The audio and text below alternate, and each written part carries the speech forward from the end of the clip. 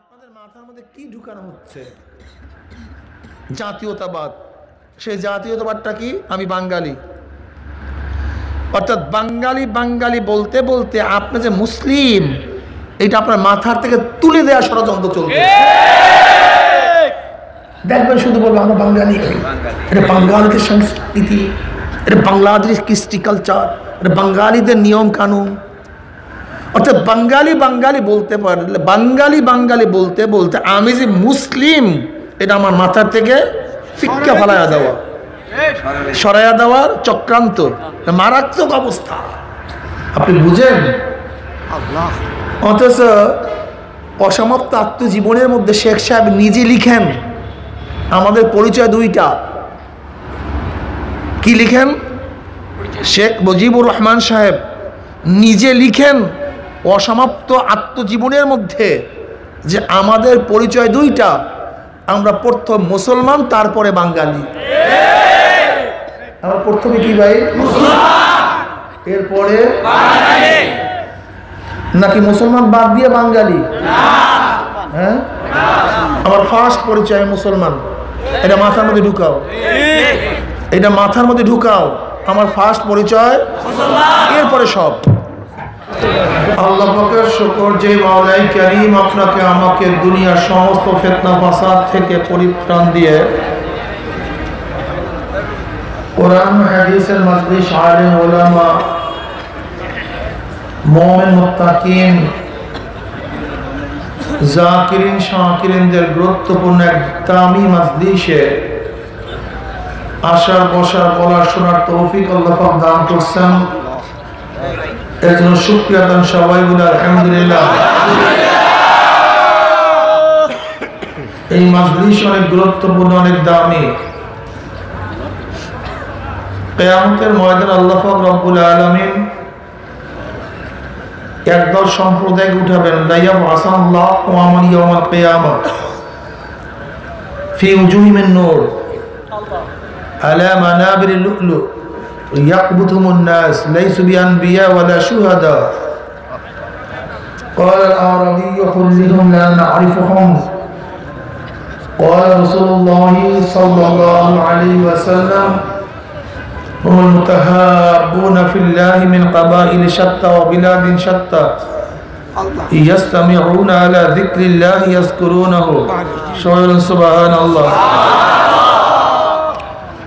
কিয়ামতের ময়দানে আল্লাহ পাক একদল সম্প্রদায় উঠাবেন যাদের চেহারা নূরে আলোকিত হয়ে যাবে। নূর, মনে হয় যেন পূর্ণিমার চন্দ্র উদিত হয়েছে। আলা মানাবির লুলু, জাবারজাত জামারাত সবুজ ইয়াকুত পাথরের দ্বারা নির্মিত দামি এক সিংহাসনের মধ্যে অধিষ্ঠ থাকবেন। মনে হয় যেন গোটা দুনিয়ার রাজ অধিরাজ সিংহাসনের মধ্যে অধিষ্ঠ অবস্থায় আছেন। যাদের মর্যাদা দেখিয়া কিয়ামতের অন্যান্য মানুষ ঈর্ষা করবে, আফসোস করবে, এই ব্যক্তি এত দামি কেন, এত সম্মানিত কেন? নবী আলাইহিস সালাতু ওয়াস সালাম বলেন, হে আমার সাহাবারা, আমি যাদের প্রশংসা করতেছি কি ভাবছো তারা কি নবী অথবা শহীদ? লাইসু বিআনবিয়া ওয়ালা শুহাদা, তারা নবীও না, তারা শহীদও না। এক গ্রাম্য ব্যক্তি বলছে, বাহ বাহ, এতক্ষণ ভাবতেছিলাম যে নবীদের প্রশংসা চলতেছে, শহীদদের প্রশংসা চলতেছে, অথচ তারা নবীও না, শহীদও না। কারা তারা? জলদি পরিচয় দেন যেন পরিচয় লাভ করতে পারি। এবার নবী আলাইহিস সালাতু ওয়াস সালাম তাদের পরিচয় দেওয়া শুরু করলেন। হুমুল মুতাহাব্বুনা ফিল্লাহি মিন কাবাইলি শাত্তা ওয়া বিলাদি শাত্তা ইয়াস্তামিউনা আলা যিকরিল্লাহি ইয়াযকুরুনাহু। তারা ওই সমস্ত সম্প্রদায় যারা বিভিন্ন এলাকার থেকে, বিভিন্ন গোত্রের থেকে মাওলার মহব্বতে জিকিরের উদ্দেশ্যে একত্রিত হয়ে মাওলার জিকির শুরু করিয়া দিয়েছে। আমাদের বাড়ি কি একই এলাকায়, একই গ্রামে? এখানে কি সরকারি চাউল নেওয়ার জন্য আসছেন?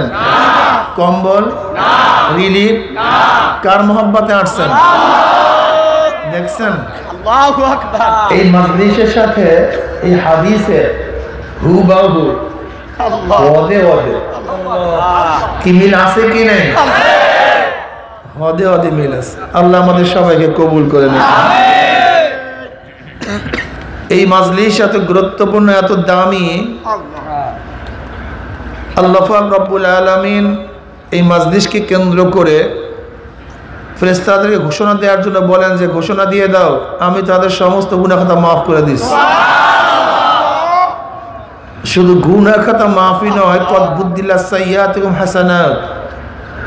আল্লাহ পাক রব্বুল আলামিন সমস্ত গুনাহকে নেকের দ্বারা পরিবর্তন করে দেবেন। খুব খেয়ালের সাথে কিছু বয়ান শোনা চাই, রাত্রে অনেক হয়ে গেছে। খুব খেয়ালের সাথে, আমার তন ও মন, আমার শরীর এবং মন একই জায়গায় থাকবে। শরীর এখানে, মন বাড়িতে, বয়ানে ফায়দা হবে না। শরীর বাড়িতে, মন এখানে, তাতেও লাভ হবে না। শরীর মন এক জায়গায় রেখে খুব খেয়ালের সাথে কিছু বয়ান শোনা চাই। বর্তমান জমানা খুবই ফিতনা ফাসাদের জমানা, যেই জমানায় নেকের পরিবর্তে গুনার প্রতিযোগিতা চলছে। কে কত বেশি গুনাহ করতে পারে। যেই জমানায় মানুষ নেকের কাজে আশ্চর্য হয়, গুনার কাজে স্বাভাবিক থাকে। যেই জমানায় নামধারী মুসলমান ইসলামের সবচেয়ে বড় দুশ্মন হয়ে গেছে। যদি আমি প্রশ্ন করি ইসলাম এবং মুসলমানদের দুশ্মনকে, আপনার সবাই বলবেন ইহুদি, খ্রিস্টান, মুশরিক। কোনো সন্দেহ নেই, তারা তো নিশ্চিত মুসলমানের শত্রু বটে, কিন্তু সবচেয়ে বড় মুসলমানের দুশ্মন হলো নামধারী মুসলমান। কারা ভাই? নামধারী মুসলমান। আমি কয়েকটা উদাহরণ দিলে বুঝতে পারবেন নামধারী মুসলমানরা ইসলামের কি কি ক্ষতি করছে। আমি প্রায় উদাহরণ দেই। জঙ্গে জামাল, জঙ্গে সিফিন, মুসলমানদের ইতিহাসে দুইটা যুদ্ধ খুবই মারাত্মক, খুবই মারাত্মক, হৃদয় বিদারক দুই যুদ্ধ। যে যুদ্ধের মধ্যে অংশগ্রহণ করেছেন সাহাবী এবং তাবি। জঙ্গে জামালের মধ্যে মুসলমান শাহাদাত বরণ করছে 10,000, সবাই সাহাবী এবং তাবি, দামি। জঙ্গে সিফিনের মধ্যে মুসলমান শাহাদাত বরণ করছে 90,000, সবই এই ক্যাডারের, এত দামি। ইসলামী জগতে এত মুসলিম শাহাদাত বরণের ইতিহাস খুবই কম নাই। অথচ পিছনে এক ব্যক্তি, নামধারী মুসলমান, আব্দুল্লাহ বিন সাবা, একজন নামধারী মুসলমান, নামধারী মুসলমান। যেই জঙ্গে সিফিন থেকে খারিজি, রাফিজি, মুতাজিলি, মুআত্তিলা, জবরিয়া, কাদরিয়া, শিয়া, এই যত ফিরকায়ে বাতিলা, সব কিছু সূচনা সেখান থেকে। পিছনে একজন আব্দুল্লাহ বিন সাবা। তারেক বিন জিয়াদ রহমতুল্লাহ আলাইহি স্পেন দখল করছে, তার বয়স 70 বছরের এক মুরব্বী বুড়া স্পেন দখল করে ফেলাইছে মাত্র 5,000 সৈন্য নিয়ে। ঠিক না? বয়স কত? 950 বছর পর্যন্ত মুসলমানের শাসন ছিল, 1-2 বছর না। যখন ইহুদি খ্রিস্টানরা জাইঙ্গা পড়িয়া বন জঙ্গলে সাপ এবং কুচিয়া খাইতো, পোকামাকড় খাইতো, সেই সময় মুসলমান আলহামদুলিল্লাহ প্রসাদ থেকে গোটা দুনিয়ার মধ্যে জ্ঞানের আলো ছড়াইয়া দিছে। কিন্তু সেই স্পেন ধ্বংস হয়ে গেছে।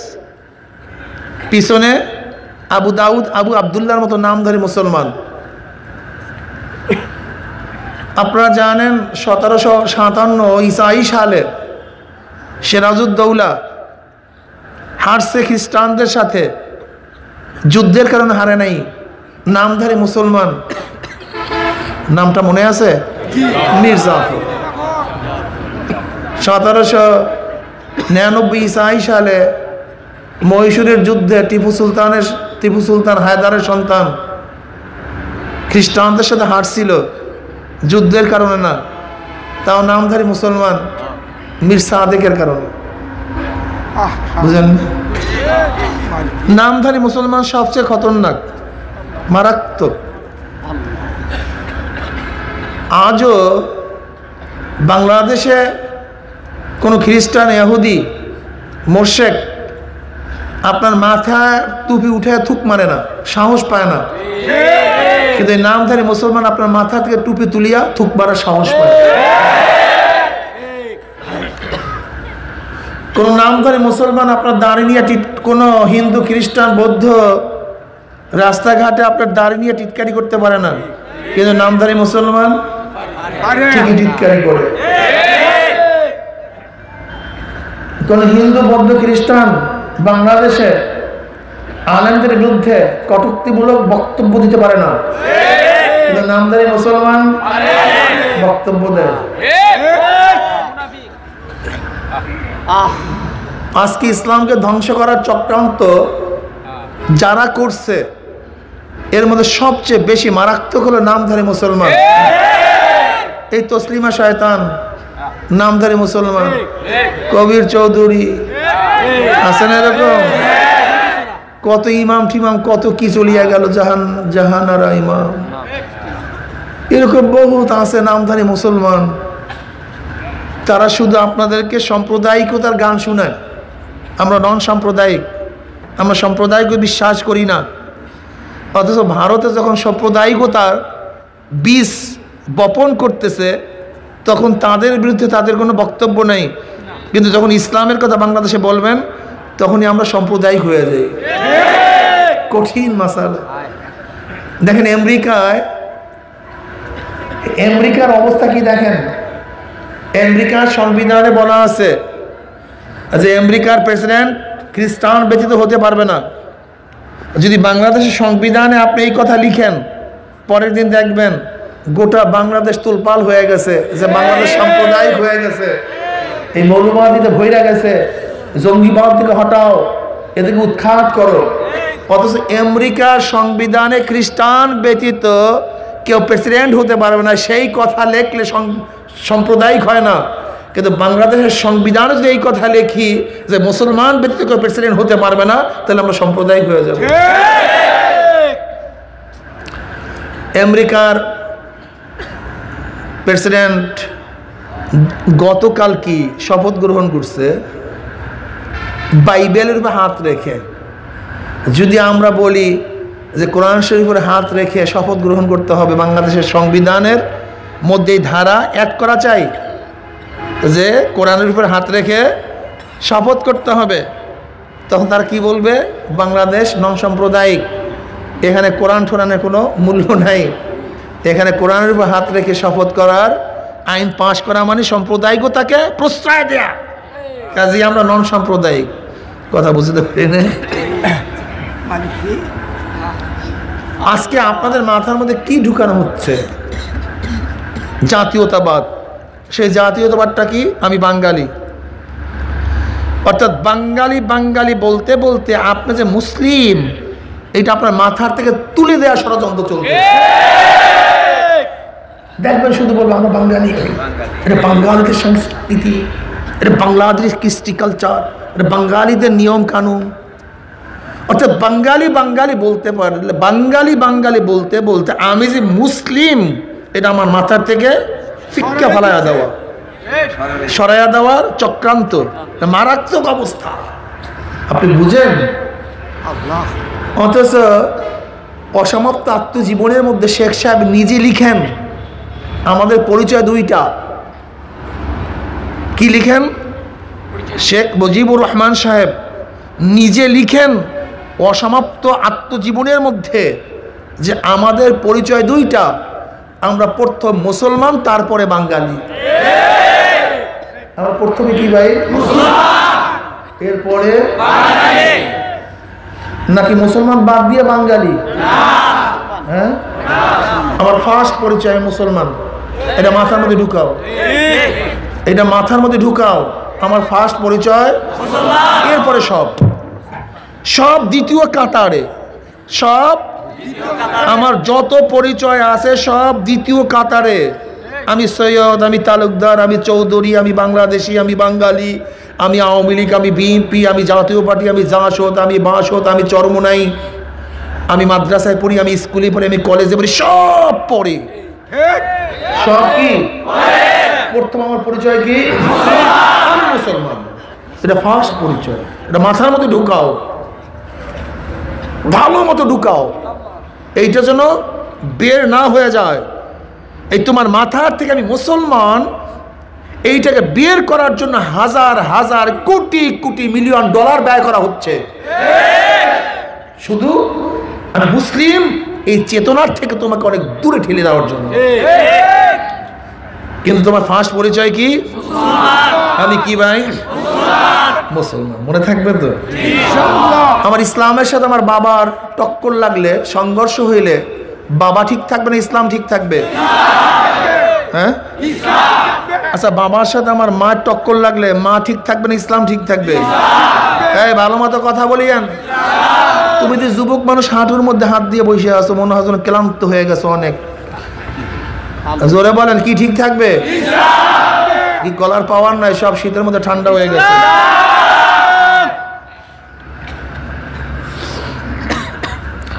ইসলামের সাথে ব্যবসার টক্কর লাগে, ব্যবসা ঠিক থাকবে না ইসলাম ঠিক থাকবে? হ্যাঁ, ভালো মতো বলিও, বুঝিও ঠিক মতো, নড়াচড়া করিও না কিন্তু। ইসলামের সাথে স্ত্রী টক্কর লাগলে স্ত্রী ঠিক থাকবে না ইসলাম ঠিক থাকবে? স্বামীর সাথে ইসলামের টক্কর লাগলে স্বামী ঠিক থাকবে না ইসলাম ঠিক থাকবে?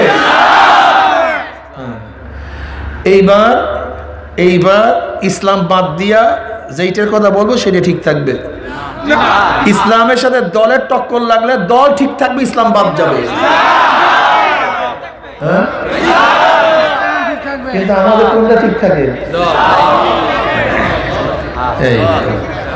আরেকটা সেটা কি? নেতার সাথে ইসলামের টক্কর লাগে, নেতাজি ঠিক থাকবে, ইসলাম মিয়াজি বাদ পড়বে। ঠিক আছে না? আলহামদুলিল্লাহ। কি ঠিক থাকবে? আচ্ছা, ঠিক আছে। পীরের সাথে ইসলামের টক্কর লাগলে পীর ঠিক থাকবে, ইসলাম ঠিক থাকবে?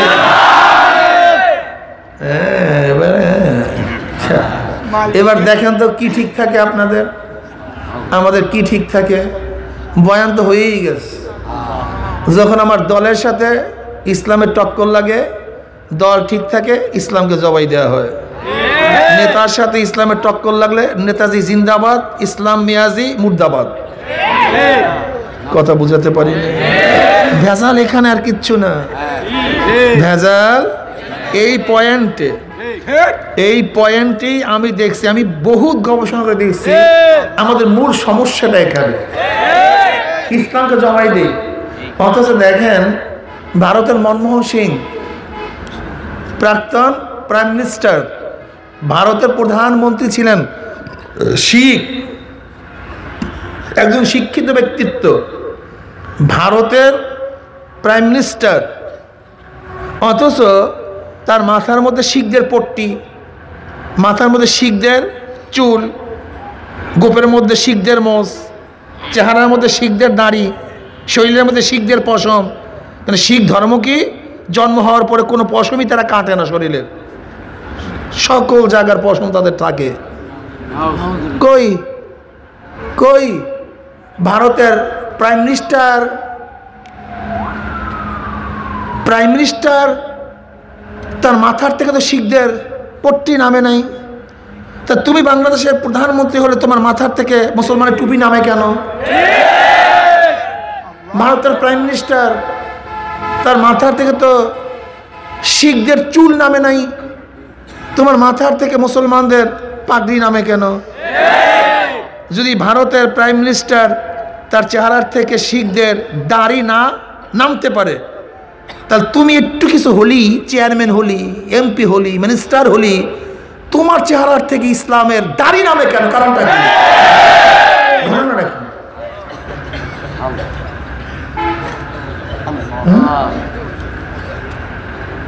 যেহেতু শিখরা জন্মগতভাবে কোনো পশমই কাটে না, শিখদের কোনো মেয়েরা আপত্তিও তোলে নাই যে পশমওয়ালার সাথে আমি বিবাহ বসবো না, বরং সমস্ত শিখদের মেয়েরা তাদের সাথেই বিবাহ বসে। কিন্তু তোমার মাথার মধ্যে কে ঢুকাইলো যে নবীর সুন্নাত অনুযায়ী চললে আমি তার সাথে বিবাহ বসবো না, আমি দাড়িওয়ালা পছন্দ করি না? এটা তোমার মাথার মধ্যে কে ঢুকাইলোটা কি? এটা কে ঢুকাইছে তোমার মাথার মধ্যে? একজনই চিন্তা করছো? ভারতের প্রাইম মিনিস্টার বাজপেয়ী আমাদের দেশে যখন আসছে প্যান্ট শার্ট পরে আসছিল, ধুতি পরে আসছিল? কই?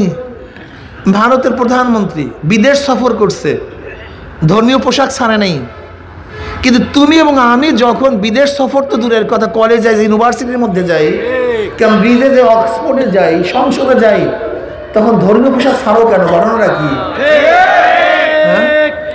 যদি বাজপেয়ী তার ধর্মীয় পোশাক না ছাড়ে, আমিও দুনিয়ার যেখানে যাব আমার ধর্মীয় পোশাক ছাড়বো না। আগে ইসলামকে মজবুত করো, ইমানকে মজবুত করো। আমরা ধ্বংস হয়ে যাইতেছি, নামধারী হয়ে গেছি, সব নামধারী। অরোরা সাহেবের কাছে নিয়াজি সাহেব আত্মসমর্পণ করছে 71-এ। কে? নিয়াজি সাহেব পাকিস্তানের প্রধান সেনাপতি ছিল, অরোরা ছিল ভারতের প্রধান সেনাপতি। সে ছিল শিখ, অর্থাৎ দেখো প্রধান সেনাপতি শিখ, তার মাথার মধ্যে শিখদের পট্টি, গোপ, আজও ছবিতে দেখো। তাহলে ভারতের সেনাপতি প্রধান হওয়া সত্ত্বেও শিখদের পট্টি যদি তার মাথা থেকে না নামে, তাহলে আমাদের দেশের প্রধান সেনাপতি যদি মুসলিম হয়, তার মাথা তো টুপি নামবে না, পাগড়ি নামবে না, তার চেহারা থেকে দাড়ি ঝরবে না। কেন ঝরবে? কারণটা কি? কিসের কারণ? তারা যদি পারে, আমরা পারবো না কেন? কিন্তু আমাদেরকে বিভিন্নভাবে কৌশলে ইসলামী মেজাজ মাথার থেকে ফিক্কা ফেলায় দিয়েছে। যা, তুই এখন বাঙালি, তুই বাঙালি, তুই মুসলিম না। কিন্তু আমার প্রথম পরিচয় আমি মুসলিম, তারপরে প্রথম কি ভাই? ইসলামের সাথে যেখানে টক্কর লাগবে, যেই জায়গায় টক্কর লাগবে, সেইটা ভেঙ্গে চুরে চুরমার হয়ে যাবে, কিন্তু ইসলাম অক্ষুণ্ণ থাকবে, সে ভাঙবে না। ইসলামের সাথে যদি পাহাড়ের সাথে টক্কর লাগে, পাহাড় উড়িয়া যাবে, ইসলাম ঠিক থাকবে। পাহাড় চুরমার হয়ে যাবে, পাহাড় চুরমার হয়ে যাবে, ইসলাম ঠিক থাকবে। তোমার মতো আমার মতো ইসলাম দিয়া পুলসিরাত পানি দেওয়া যাবে না। তোমার আর ইসলাম দিয়া কিয়ামতের ময়দানে আল্লাহর নবীর হাত মোবারকে হাউজে কাউসারের পানিও নসিব হবে না। এত সহজ না। পাগলামি বাদ দাও, পাগলামি বাদ দাও। এই পচা তক্তার নৌকা দিয়া সাগর পাড়ি দেওয়া যাবে না। মাঝি এখনো দরিয়ার কিনারায় আসো, সাগর পাড়ি দেওয়ার জন্য প্রস্তুতি গ্রহণ করছো। দরিয়ার কিনারায়, সাগরের কিনারায় নৌকা বারবার টেস্ট করো, পরীক্ষা নিরীক্ষা করো যে নৌকার তক্তা পচিয়া গেছে না ভালো আছে, বাদামের কাপড়ের অবস্থা কি, রশির অবস্থা কি, দাঁড়ের অবস্থা কি, বৈঠার অবস্থা কি। খবরদার, পরীক্ষা করার যথেষ্ট সুযোগ আছে, যথেষ্ট। পরীক্ষা নিরীক্ষা না করিয়া খবরদার পচা তক্তার নৌকা নিয়ে সাগরের মধ্যে পানি জমায়ও না। সাগরের মধ্যে তুফান শুরু হয়ে গেছে, 100 ফিট উঁচা হইয়া তুফান শুরু হয়ে গেছে, 200 মাইল ব্যাগে বাতাস ছাড়িয়া ফেলাইছে, মহাবিপদ সংকেত। পচা তক্তার নৌকা নিয়ে যদি সাগরের মধ্যে পানি জমাইয়াই বসো, যদি তোমার বাদামের কাপড় পচা হয়, রশিগুলি পচা হয়, যখন প্রচন্ড গতিতে তোমার বাদামের মধ্যে বাতাস চাপ মারবে, যদি তোমার কাপড় পচা হয়, ফারাত ফারাত ফারাত ফারাত কাপড় ফারিয়া যাবে, রশিগুলি টাস টাস ছিঁড়িয়া যাবে, তোমার দাঁড়ও ভাঙ্গিয়া যাবে, বৈঠাও ভাঙ্গিয়া যাবে, তোমার নৌকা ভাঙ্গিয়া চুরিয়া গহীন সাগরের মধ্যে তলাইয়া যাবা। মাঝি আর উপরে তুমি যাইতে পারবা না। হে 3.5 হাত নৌকার মাঝে আব্দুল্লাহ, এ 3.5 হাত নৌকার মাঝে রহিমা খাতুন, এ 3.5 হাত নৌকার মাঝে আব্দুল কাদের, 3.5 হাত নৌকার মাঝি ফাইজুল করিম, 3.5 হাত নৌকার মাঝি আব্দুর রহিম, 5টা মহাসমুদ্র পাড়ি দিয়া তারপর মাওলার দরবারে যাইতে হবে। এখনো কিনারার মধ্যে আছো, দুনিয়ার মধ্যে আছো, ঈমান পরীক্ষা করো, আমল পরীক্ষা করো, ইসলাম পরীক্ষা করো। দেখো ঈমান মজবুত না পচিয়া গেছে। ইসলামের অবস্থা দেখো, নামাজ পড়ার সংখ্যা বেশি, নামাজ কাজার সংখ্যা বেশি, রোজা রাখার সংখ্যা বেশি, রোজা কাজার সংখ্যা বেশি। দেখো ধনী হয়েছো, হজ জায়গা আদায় করতে পারছো কি পারো নাই? তোমার চোখ দিয়া কি গুনার দিকে বেশি তাকাইছো না নেকের দিকে বেশি তাকাইছো? দেখো তোমার কান দিয়া কি গুনার আওয়াজ বেশি ঢুকাইছো না নেকের আওয়াজ বেশি ঢুকাইছো? দেখো এই জবান দিয়া কি মিথ্যা কথা গিবত শিকায়ত বেশি করছো না কোরআন তোলা জিকির আজকার বেশি করছো? দেখো তুমি জবান দিয়া বেশি হারাম ঢুকাইছো না হারাম বেশি, হালাল বেশি খাইছো? দেখো তোমার হাত দিয়া জুলুম অত্যাচার বেশি করছো না নেকের কাজ বেশি করছো? এই হাত দিয়া কত ঘুষ গ্রহণ করছো, কত সুদ গ্রহণ করছো, কত পরের মহিলার গায়ে অবৈধভাবে হাত লাগাইছো, কত মদের পেয়ালা ধরছো, কত কাজার কলকি ধরছো, কত খুনের রক্ত হাতের মধ্যে লাগাইছো, কত জুলুম করছো। এই পাও দিয়া কত নেকের দিকে হাঁটছো, কত গুনার দিকে হাঁটছো। গুনাহ যা করছো তওবা করতে পারছো কি পারো নাই?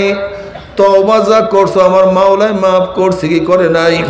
হাসিবু ক্বাবলা আন তুহাসাবু, তোমার কাছে হিসাব নেওয়ার আগে তুমি তোমাকে হিসাব নাও। খবরদার হিসাব নিকাশ না মিলাইয়া কেউ মাওলার কবরে যাইও না। আল্লাহ না করুক, আল্লাহ না করুক, আল্লাহ না করুক। পচা ঈমান নিয়া, পচা আমল নিয়া যদি মৃত্যু বিছানা আসার খেয়ে পড়িয়া যাও, নাফরমান বদমাশ বেঈমান যখন মৃত্যু বিছানা আসার খেয়ে পড়িয়া যাবে, আল্লাহ পাক রব্বুল আলামিন ডাক দে ফেরেশতারে, এই নাফরমান নামাজ কাজা করিয়া রোজা সারিয়া দিয়া বেপরদা জেনার মধ্যে লিপ্ত হইয়া দুনিয়ার ক্ষমতার পিছনে ঘুরিয়া আমার এবং আমার নবীর দুশ্মনকে নেতা বানিয়া সুদ ঘুষ গ্রহণ করিয়া গুনার মধ্যে ডুবিয়া কোন জাহান্নাম কামাই করে, খবরদার ওই জাহান্নাম খানা না দেখাইয়া রূহ কবজ করবি না।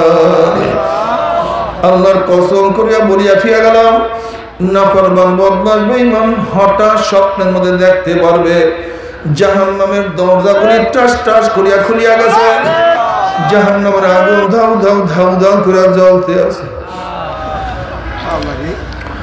আজরাইলের মাথা আসমানে পাওতার জমিনে এক হাত বাসিকা রাখাত মাগ দিবে। গোটা দুনিয়া বরাবর বিশাল একটা শরীর, আবার সমস্ত শরীরের মধ্যে লম্বা লম্বা কালো কালো পশম, আবার সমস্ত পশমের গোড়া দিয়া শুধু আগুনের ঝিলকি বাইর হইতে আছে। এই অবস্থা দেখিয়া নাফরমান বাইর হইতে চাইবে না, থর থর করে রুহটা কাঁপতে থাকবে। যেহেতু বিপদ দেখলে মানুষের হুঁশ থাকে না, কোন মানুষের সামনে পাগলা কুকুর পড়িয়া গেলে মানুষের হুঁশ থাকে না, কোন মানুষ বাঘের সামনে পড়লে মানুষের হুঁশ থাকে না। যেরকম তুমি কি দেখো না, কয়েক মাস আগে ঢাকার যখন 22 তলা বিল্ডিং আগুন লাগছে, মানুষের হুঁশ নাই, 22 তলার উপর থেকে বাঁচার জন্য লাভ দিছে। ওই ব্যক্তির খেয়াল নাই 22 তলার উপর থেকে লাভ দিয়া বাঁচা যায় না, বরং আগে মরা যায়। হুঁশ ছিল না। বিল্ডিং এর নিচের তলে আগুন লাগলে কে কার আগে বের হবে, পাড়াপাড়ি করতে গিয়ে মানুষ বেশি মারা যায়। কোন লঞ্চ ডোবা শুরু করলে কে কার আগে বের হবে, পাড়াপাড়ি করতে মানুষ বেশি মারা যায়। বিপদ দেখলে মানুষের হুঁশ থাকে না। নাফরমান বদমাশ বেঈমান যখন এই সূরা তার সামনে দেখবে, কলিজারা থর থর থর থর করে কাঁপতে থাকবে। করুণ দৃষ্টিতে আজরাইল আলাইহিস সালাতু ওয়াস সালামের দিকে রুহটা তাকায়া থাকবে, বলবে ভাই আজরাইল, আমার বয়স তো মাত্র 16, আমি তো মাত্র মেট্রিক পরীক্ষা দিলাম, আইয়ে ভর্তি হইলাম। এই ছাত্র জীবনী তুমি আমার সামনে হাজির হয়ে যাবা, আমি কোনোদিন কল্পনাও করতে পারি নাই। আমি মনে মনে কত স্বপ্ন লালন করতাম, আমি বিসিএস ক্যাডার হব, আমি ডিসি হব, এসপি হব, সচিব হব, ঢাকায় বাড়ি থাকবে, গাড়ি থাকবে, আমার কত সম্মান, কত ইজ্জত, কত স্বপ্ন লালন করতেছিলাম, কিন্তু এই ছাত্র জীবনে তুমি আমার সামনে হাজির হয়ে যাবে আমি কোনোদিন কল্পনা করতে পারি নাই। একটু বড় হওয়ার সুযোগ দিয়ে দাও। ভাই আজরাইল, নতুন বিবাহ করছি, স্ত্রীর সাথে মোলাকাত করার সুযোগ দিয়ে দাও। ভাই আজরাইল, আমার নবজাত শিশু, আমি মারা গেলে আমার বাচ্চা এতিম হয়ে যাবে, ওদের মুখের মধ্যে কে খানা তুলিয়া দিবে? আমার বাচ্চা একটু বড় হওয়ার সুযোগ দিয়া দাও। ভাই আজরাইল, অমুক মাহফিল গিয়ে নিয়াত করছিলাম নামাজ আর কাজা করব না, আমি আর রোজা ছাড়বো না, দাড়ি আর কাটবো না, না আমি আর সুদ ঘুষ গ্রহণ করবো না, আমি আর দুনিয়ার পিছনে ছুটবো না, আমি আর মদ স্পর্শ করব না। এই তওবা করব করব করতে করতে তুমি আমার সামনে হাজির হয়ে গেছো। আমাকে তওবা করার সুযোগ করিয়া দাও। আল্লাহর কসম, সারা রাত্র ঘুমাবো না, সারা রাত্র ইবাদত করব, সারাদিন কিছুই খাইব না, সারাদিন রোজা রাখবো। বন্ধু বান্ধবের আড্ডার প্রশ্নই আসে না। আমি সারাদিন কোরআন তেলাওয়াত জিকির আজকারের মধ্যে লিপ্ত হয়ে যাব। ওয়া কুম মিনাস সালিহিন, আমি নেককার আল্লাহ ওয়ালা হয়ে যাব। আমাকে তওবা করার সুযোগ করিয়া দাও। আজরাইল আলাইহিস সালাতু ওয়াস সালাম বলবার খবিস, আমার মাওলাকে কালামে পাকের মধ্যে আগে বলেন নাই, ওয়ালা ইউআখিরুল্লাহু নাফসান ইযা জাআ আজালুহা। আমি কার বাড়ির দরজায় নক করলে গোটা দুনিয়ার মানুষ আমাকে